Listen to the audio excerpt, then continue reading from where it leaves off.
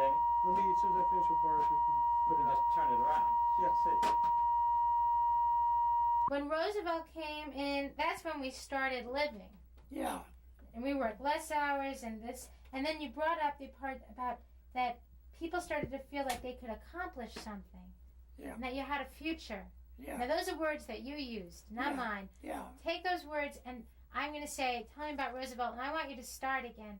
And, Mattie, you start right in with him, because I know you were feeling a lot of those Well, things, the too. thing is, No, that thing will record us both talking just no, like but we. that's when we bought our first homes after he come in. Okay, we can hold up Okay. and we can do that too.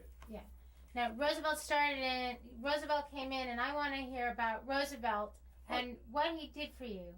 Are you ready? Yes. Well,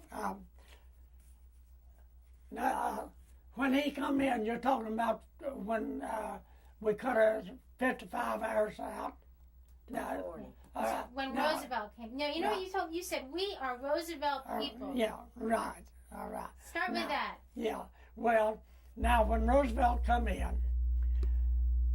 after we got our raise and pay, well, at least our family, we know, and our personal experience was that when he come in, that was the first time me and Mama ever felt like that we had anything or was going to have anything. Well, we was making enough money that we could live good.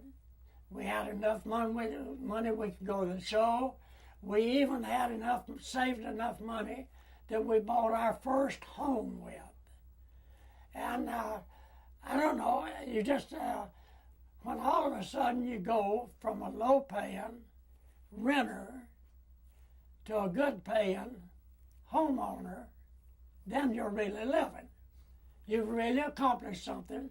You've got something to look forward to. You don't just sit back and wonder, well, what in the world's going to happen tomorrow, or can we afford this? Can we afford that?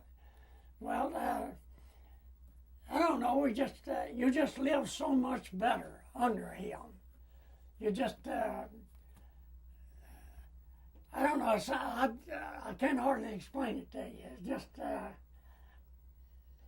See, we had my mother and my brother and sister to keep up, me and him did. Yeah. Okay. Okay, now Back when Roosevelt came in? Yeah. you had people in your house. Yeah. Well, we had my mother and my You need to start with brother back, and my back, sister to keep up. Start I back cut you then. off. Back then. Back then, I said we had my brother and sister and my mother to keep up. Because we kept them up for years. My mother lived with us even after we bought our first home. Well, Because there wasn't no Social Security or nothing back then. And when my daddy died, she was left with nothing. no, she said she was left with nothing, but they did have their home. Paid for, but Mr. Prince, her daddy, had bought and paid for the home. When we got married, I moved in the house with them.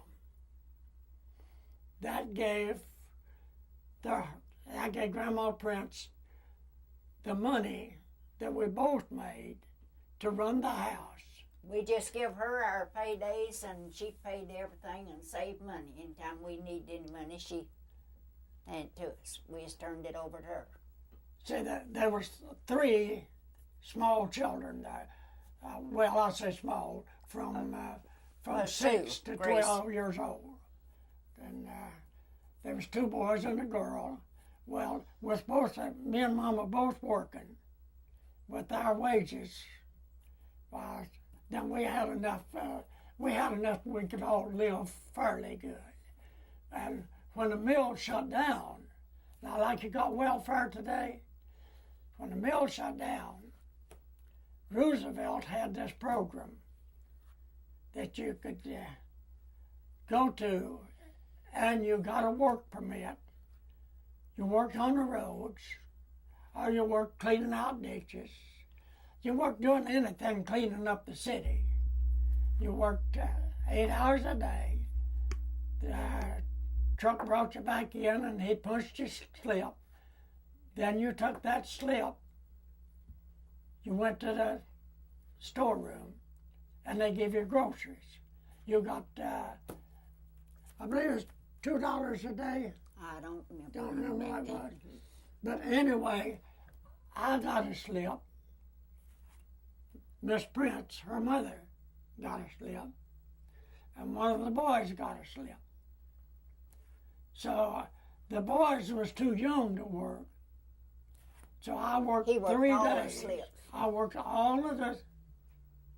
I'd work one day and go get a bag of groceries and bring it the next day. Then I'd work another day, go get another bag of groceries.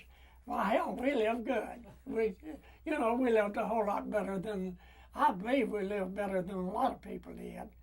I don't know. It just, that's one of the reasons I get mad at so much of this here charity thing, welfare deal. They give too much for too little. And that's, at that time, with me working them 3 slips. Now, and I would take odd jobs, any job I could get. If somebody had a garden to plow, or if they had a fence row to be clean, I'm talking about people out there down on Middlebrook Pike, anywhere where you can walk within walking distance. You could go, farmers that have fence row that need to clean. You take a briar blade, have to eat. At least I think we did. Just. Yeah, can I ask my next question? Now, can we stop? There's only one they pulled? Only one at Cherokee. They never, I never heard another one at Cherokee. Wasn't none And of me us. and my brother, Everybody my worked two in brothers there, worked never there heard for tell 40 of years, nothing. and they never said nothing about it. Now, me and Mama left here, We left here in 46. but from that time to 46, there was no strike. Okay, well, the strike I'm thinking of was It was in, at Brookside. there was a big one in 34 that was all over the entire textile industry nationally. It Didn't- wasn't at Cherokee, though. Wasn't here. Well, I know what you're talking about. There's a lot of mills come out, but Cherokee never did shut down. They Never told us did. that the mills in in Alabama did. That's And right. we left and drove there, and they wasn't even out. The union people. They- let they me get tell up you and how tell you conniving it's they out. were. The union people come right here in this town. Was talking about Brookside and talked to Cherokee. Said that all of the mills, Kannapolis, and, We went to Addison, North Carolina, down in Alabama. We Alabama, went, all of the mills were striking. Me and Mama at that time, we just took it on ourselves. We went to North Carolina. we went There to wasn't nobody Alabama. striking in North Carolina. We went to Alabama, Anniston, Alabama. Nobody was striking. They hadn't even heard that. And old Pollock, that was the man's name, run the union. He was here telling these people that all of these other mills was going to strike in support of them, to make the company come up to their. No, that was in It ain't a request. I'd call it a demand. In other words, make the company come up to their conditions in a contract. But no, it never affected, not Cherokee. No, don't let nobody tell you that. Cherokee never struck. They never did strike. Now, I do know that Brookside, I don't know it for a fact, but They come out twice, and the Appalachian Knit Mill, of course, is in GLU. They come out twice. they was in the GLU. IGLU. Yeah, the International Garment Workers. They come out. Now, and they did come out, but I don't think it was out very long. we wasn't working at neither one of the mills when they come out. We wasn't affected. In our family, didn't affect us at all. Elmer's the only one. His twin Yeah. brothers worked at Appalachian when My they twin come brother out. was working at the Appalachian at that time, and Didn't he live over on Western Avenue? I don't know where he lived now. No, he's living with us. Yeah, him and son. Yeah, yeah, I do remember now that the Appalachian come out. Because my twin brother, he come out, but it didn't bother him because he lived with us anyhow. He didn't come out. They closed down, shut down. Okay. Can you stop? That's when you first got your job, Cherokee. Yeah, I went to Cherokee Mill. That's right. Okay. Now, in one story, okay, I want to figure out when this Beto man came. And my You worked 8 hours, but that video man was trying to make as much in those 8 hours as you was running in 10.5 hours. And it was impossible. He wanted as much production in 8 as you was making in 10. Yeah, that. Because you got paid for piecework, and he was wanting more out of you. The same amount as you was making in 10.5. See, where we were working by the hour, then when the Beto system come in, the doffers on the spinning frame were paid by the pound of yarn that they doffed off of the spinning frames. She was paid by the pound of the yarn that she wound from the bobbins onto the combs. It was like piecework, you know. And he was trying to, well, maybe in his notion he was trying to help us so we'd make more money, but you couldn't. Yeah, you can only do so much. Human being can only do so much. You can't tighten the gear up and make him go no more.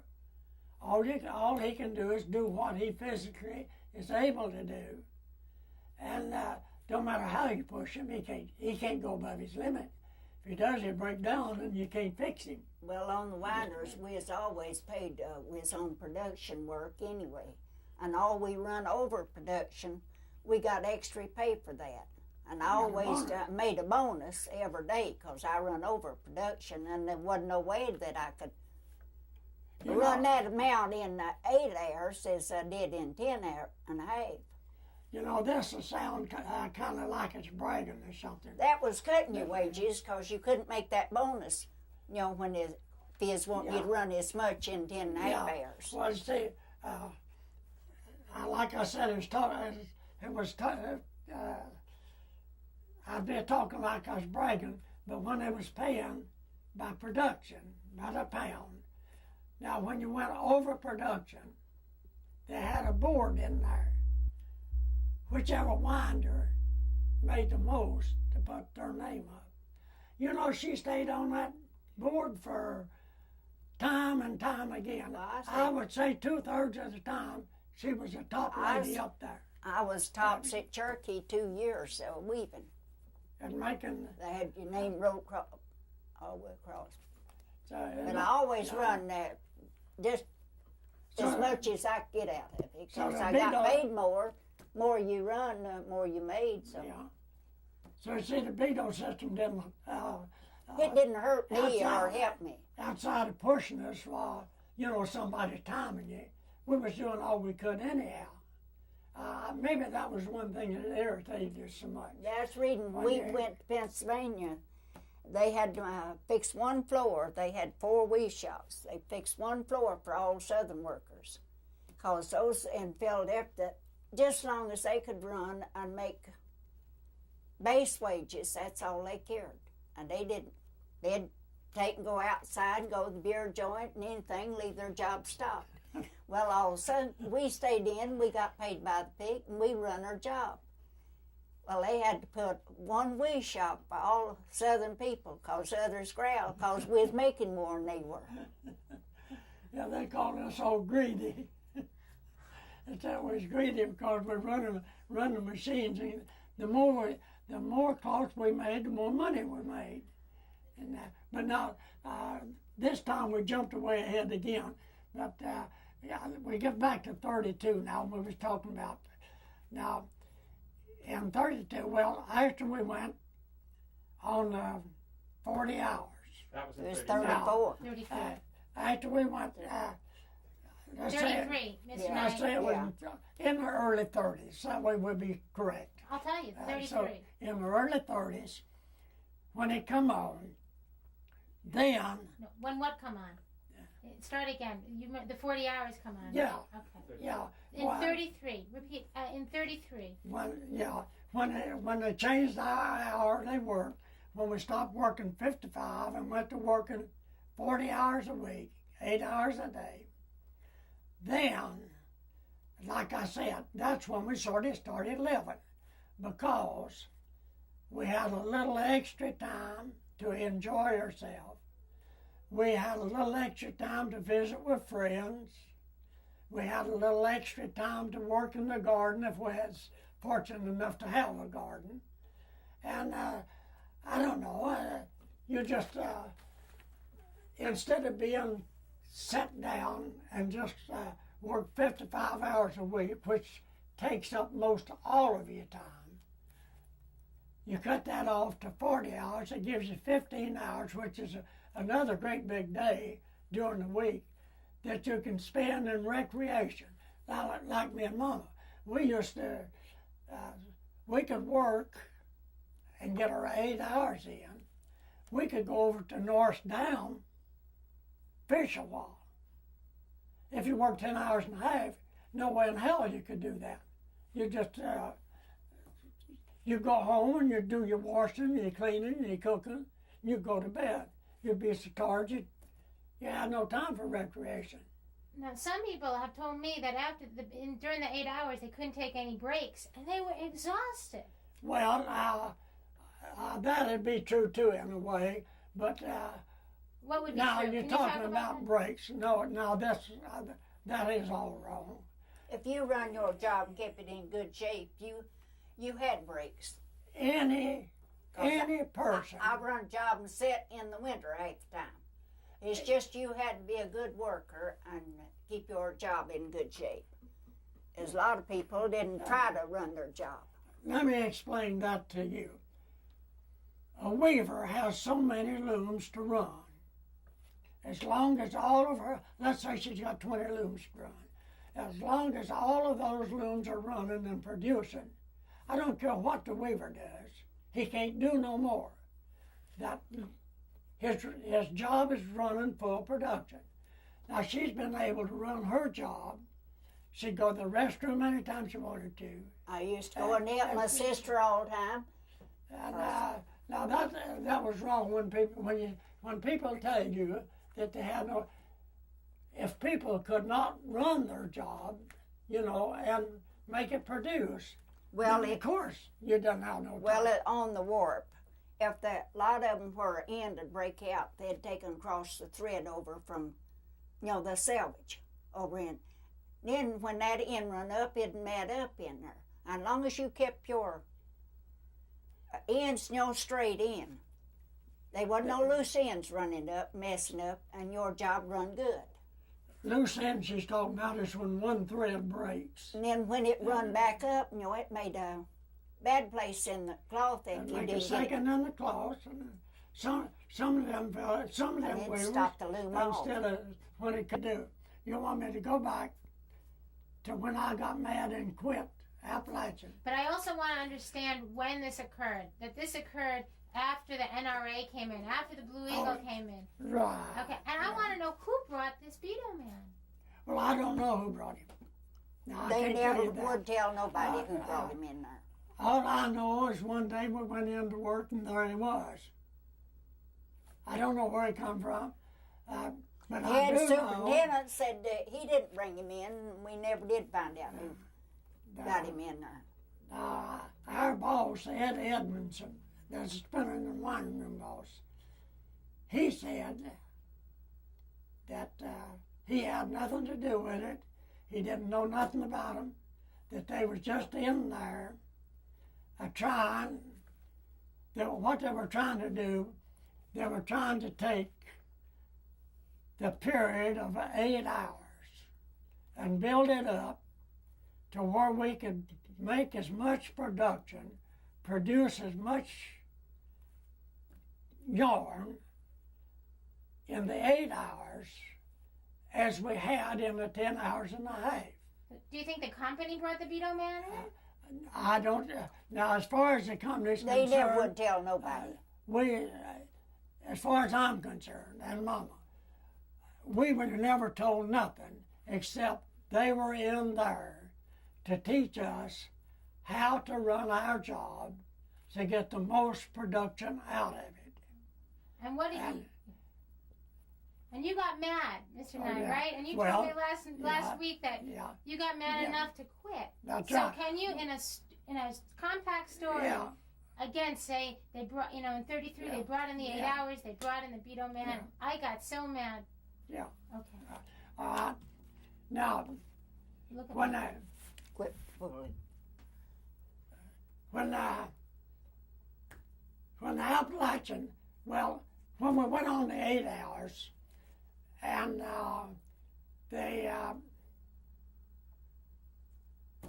you've lost me a little Okay. something. I'll Well, start again. and now- When we went on the 8 hours at the Appalachian Mill in 33. Yeah, right. Okay, start from there. Now, when we went on the 8 hours, I was working at the Appalachian Mill. Then, I don't know if the company brought them in. I don't know who brought them in, but there was some folks come in, Beto people. They were to teach quality control and to teach us how to get more out of the machines, to teach us how to produce more yarn, or as much in 8 hours as if we had formerly in 10 and a half hours. Now, when he come in, and he's walking behind you with a stopwatch, and he's timing everything that you do, and he's always got some catty remark to make about, well, now you shouldn't have done that, and you shouldn't have done this, and you could have saved time by doing this. That's when it just made you feel like you had somebody right behind you with a damn whip wanting to beat you into doing something that you didn't want to do or wasn't physically able to do. Well, now, me, I worked on it for about, I guess, 2 weeks, And the last day that he timed me, that is the day that I got so mad. Well, I just got mad, and I tried to run over him with my golf box. And me and him had it up and went down one side and the other that day, because he'd get in my way and I'd get in his way. And he'd grumble at me and I'd cuss at him. And all in all, at the end of the day, well, I was just so mad that I just told him, you take these Betos, and well, I won't tell you what I told him, but anyhow, if he'd have done what I told him to, he'd have went to the bathroom often, because I was mad, and I went and told my boss, Mr. Edmondson. I said, now, me, I ain't gonna work like this. I don't have to. I've got sense enough to go and get another job. So the next day I did not go up there. I went to Cherokee, and I went in and I told Mr. Bell where I was working. Mr. Bell was the man that you applied to for a job. Head over hiring. He was the man that hired you at Cherokee. And I went and told Mr. Bell where I was working and what I was doing. I was a dolphin in the spinning room, and I quit the Appalachian because I got so mad about the Beto system. So Mr. Bell said, well, I don't blame you for doing that. We got a job here. We can take you in. So he put me to work. I was out of work one day. I quit Appalachian. I worked all day at the Appalachian. I come to Cherokee the next morning. I went to work at Cherokee that evening. So I didn't lose no time at all. And I had a much better job. I didn't have nobody pushing me. I had a much cleaner mill to work in. And the boss, he just come around, he showed you what you had to, the frames that you had to do. And even they're at Cherokee. Now, the Dolphers, they used 2 men on each frame, 1 off each side. And they had so many frames, we could doff those frames off. And you're talking about not having no spare time. We could doff those frames off and run them up. And we would have sometimes as much as 20 minutes before we'd get all of them doffed off. And then we'd have as much as 20, 25 minutes before another one got full. Well, that's time. You could sit down on your doff box, you could eat your sandwich, you could go to the bathroom, you could go to the washroom, you could do whatever. We even had one man there we called a preacher. That man read the Bible. He carried his Bible on the doff box with him. When we get extra time, he'd pull over and sit down and read the Bible. We used to kid him about it. So when people tell you that you didn't have time for this or that, well, that's because you just didn't work and make time. Well, if you kept your job in good shape, you had time. Sure, that's right. Just like Mama says, if you was a worker like she was a good enough weaver that she'd keep all of her looms running. She'd keep all of the loose ends tied up. She'd try to make all 100% good cloth, no seconds. She could have all of her looms running and sit down on the loom. Just sit down and watch them run, maybe 15, 20 minutes, sometimes a half hour. And I wasn't with a soul learned to weave. I learned myself. Now, these people that complained that they didn't have time for this and that was people that was too lazy to make the time. They either didn't know how to do it or was too lazy one. Okay, All right. that's beautiful I stuff. just want to get a master No. cat. Okay. Need room to.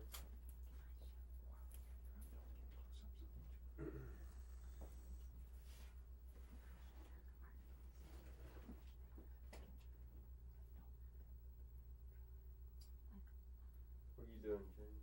Dueling close-ups. Okay. Cutaways. Sir, could you look at your wife for me for a moment? He's scared to look at me. Huh? Except you look at me. Such a They handsome. want me to look at you. Hell, Moses, I've been looking at you for 80 years. He's one who told you to. Ain't nothing new. Oh, yeah, you already got your mic on. You got your new permit. Getting ready to go to. Oh, no. Oh, you are getting ready. She's been packing for 2 days.